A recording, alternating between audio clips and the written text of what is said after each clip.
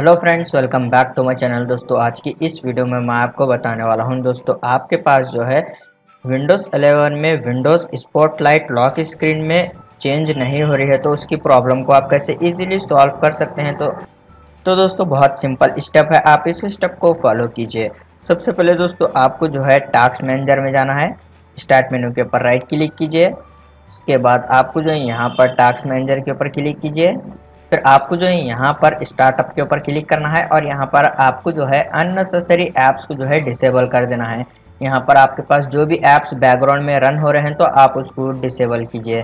तो जैसे कि अभी आपको जो है यहाँ पर मैं बताने वाला हूँ ये, तो जैसे कि आप यहाँ पर देख सकते हैं एक्सबॉक्स ऐप सर्विस से अगर ये आपके पास एनेबल है इस तरीके से कोई भी एप्लीकेशन, तो राइट क्लिक कर उसको डिसेबल कीजिए। तो यहाँ पर आपको बैकग्राउंड में से सारे एप्लीकेशन को डिसेबल कर देना है जो आपके यूज़ में नहीं है।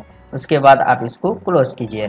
फिर दोस्तों, आपको जो है विंडोज़ 11 की सेटिंग में जाना है। विंडोज़ की प्रेस करते हुए आप आई प्रेस कीजिए, विंडोज़ 11 सेटिंग ओपन हो जाएगी।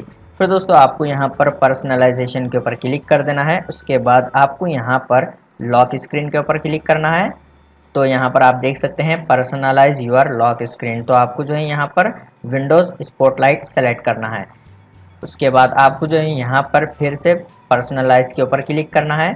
उसके बाद आपको जो है यहाँ पर बैकग्राउंड के ऊपर क्लिक करना है।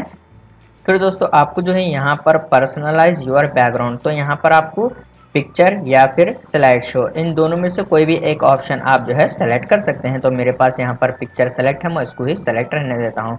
फिर आपको यहाँ पर नेटवर्क एंड इंटरनेट पर क्लिक करना है। उसके बाद आप यहाँ पर देख सकते हैं इथरनेट का ऑप्शन है, आप इस पर क्लिक कीजिए। उसके बाद आपको जो है यहाँ पर आप देख सकते हैं मीटर्ड कनेक्शन, तो ये आपके पास टर्न ऑफ होना चाहिए इस तरीके से। फिर दोस्तों, उसके बाद आप सेटिंग को क्लोज कीजिए। उसके बाद आपको जो है रन कमांड ओपन करना है।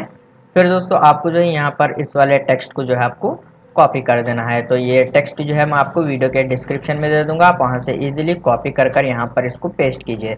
फिर आप ओके के ऊपर क्लिक कीजिए। तो यहाँ पर आप देख सकते हैं ये फोल्डर ओपन हो गया है और यहाँ पर ये फोल्डर में जितने भी फाइल्स दिख रहे हैं तो आपको उसको सेलेक्ट करना है। ऑल फाइल सेलेक्ट कर यहाँ पर डिलीट के ऊपर क्लिक कर देना है। फिर आप जो है इस विंडो को क्लोज कीजिए। उसके बाद आपको जो है विंडोज़ के सर्च बार में टाइप करना है पावरशेल। फिर इसको राइट क्लिक कर रन एज एडमिनिस्ट्रेटर के ऊपर आपको क्लिक कर देना है।